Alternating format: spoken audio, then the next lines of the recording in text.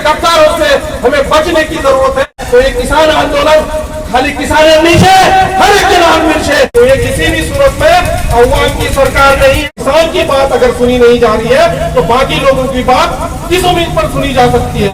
अरे बेवकूफ गधा सरकार।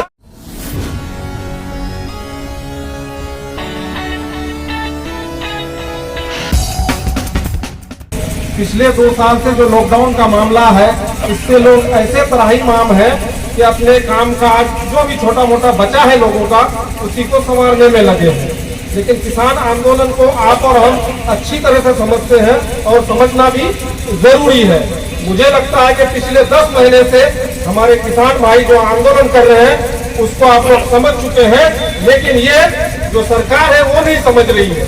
सरकार चूंकि हमारा देश जमहूरियत है, डेमोक्रेसी है, लोकतंत्र है, लेकिन जो सरकार की रणनीति है किसी भी शक्ल में डेमोक्रेटिक नहीं लग रही है, बल्कि डिक्टेटरशिप की लग रही है, तानाशाही लग रही है।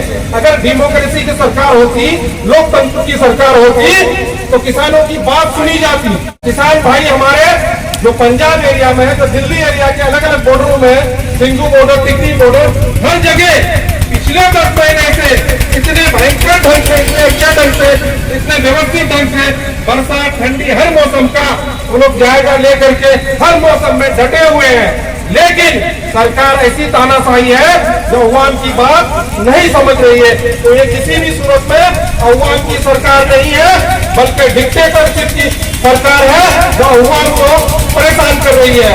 डेमोक्रेसी किसी भी सूरत में अवाम की सरकार है और अवाम जो सबसे ज्यादा जो भागीदारी है वो किसानों की है, क्योंकि हिंदुस्तान का 80% हिस्सा गांव में बसता है और गांव के जितने भी लोग हैं उसमें ज्यादातर किसान हैं। हम लोग अलग अलग काम करते होंगे, खेती के, हम लोग दुकानदारी कर रहे होंगे, बिजनेस कर रहे होंगे, कोई लोग नौकरी कर रहा होगा, लेकिन बुनियादी तौर पर सभी लोग किसान हैं। तो किसान की बात अगर सुनी नहीं जा रही है तो बाकी लोगों की बात किस उम्मीद पर सुनी जा सकती है?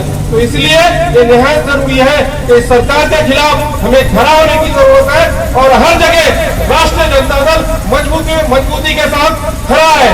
नेता प्रतिपक्ष श्री तेजस्वी यादव जी के आह्वान पर पूरे बिहार में आज अलग अलग जगह में अलग अलग तरीके से, कहीं चक्का जाम है, कहीं हम लोग धरना प्रदर्शन कर रहे हैं, तो अलग अलग तरीके से उसको हम लोग अंजाम दे रहे हैं और मजबूती के साथ हम लोग किसान के साथ खड़े हैं और आगे भी रहेंगे जब तक किसान आंदोलन जारी रहे।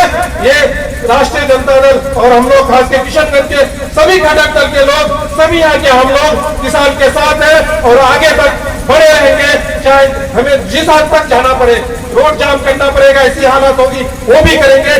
पिछले दिनों भी हमने किया है और आगे भी करते रहेंगे और इस तानाशाही सरकार को झुकना पड़ेगा और एक ही तौर पर झुकना पड़ेगा।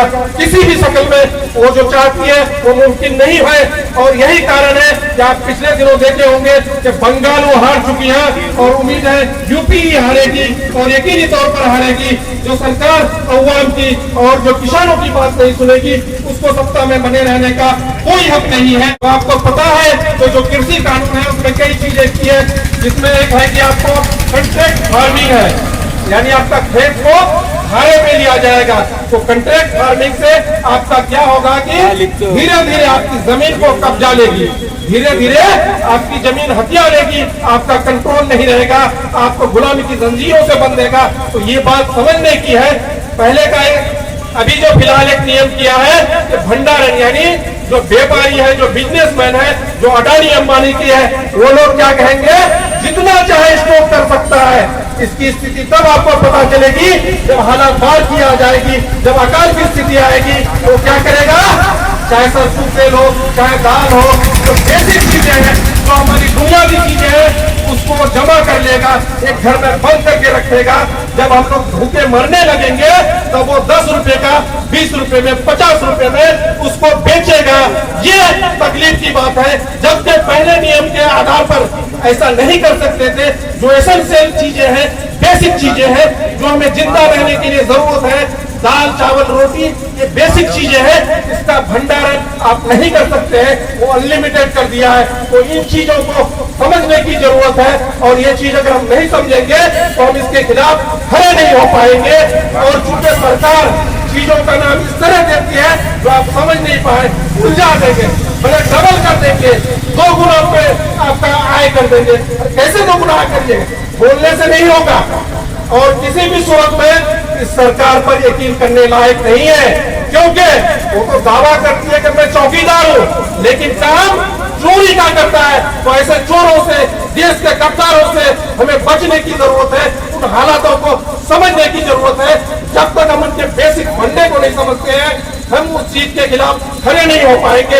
एक चीज और गलतफहमी फैलाई जा रही है कि पहले आप मंडी के अलावा दूसरी जगह सामान नहीं बेच सकते हैं, ये बेवकूफ बनाया जा रहा है। पहले भी हम लोग ऐसे बॉर्डर लाइन में है, जनता कन्याकुमारी हो, बहादुरगंज हो, किशनगंज में रह करके हम बंगाल में सामान पहले भी बेच सकते थे, आज भी बेच रहे हैं। लेकिन सरकार बेवकूफ बना रही है कि आप कहीं भी सामान बेच सकते हैं। अरे बेवकूफ गधा सरकार, तुम तो हमको तो पहले से कर रहे थे, लेकिन जबरदस्ती की करो या अफवाह फैला के फन्ना चीज करे तुम, तीर मारे तुम, एक्चुअली आप कुछ नहीं किए हैं, लोगों का ब्रेन वॉश कर रहे हैं। तो ऐसे सरकारों से, देश के गद्दारों से समझने की जरूरत है, उनको सत्ता से हटाने की जरूरत है।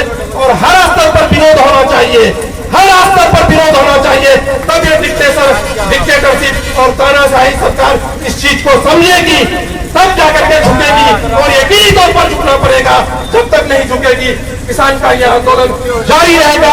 आपको हर जगह खड़ा होना है। यहाँ अगर हम लोग 100 आदमी है तो ये पूरे किशनगंज की जिम्मेदारी है कि हम लोग सब लोगों को जगाए, चौक चौराहों में इन बातों को फैलाएं कि सरकार किसानी को लेकर के हर तरह के लोगों को बर्बाद करेगी। अगर आज 100 रुपया की जगह 200 रुपया का सरसों तेल खरीद रहे हैं तो सिर्फ किसान ही नहीं खरीद रहे हैं, हर आदमी, एक रिक्शा चालक, ठेला चालक वो भी खरीद रहा है, एक मास्टर भी खरीद रहा है, एक अफसर भी खरीद रहा है। तो ये किसान आंदोलन खाली किसान नहीं है, हर एक जन आदमी है। इसलिए हम तक जरूरी है कि खिलाफ खड़ा होना चाहिए। बहुत बहुत शुक्रिया। जय हिंद, जय भारत, जय राष्ट्रीय जनता दल, जय किसान एकता, जय किसान एकता।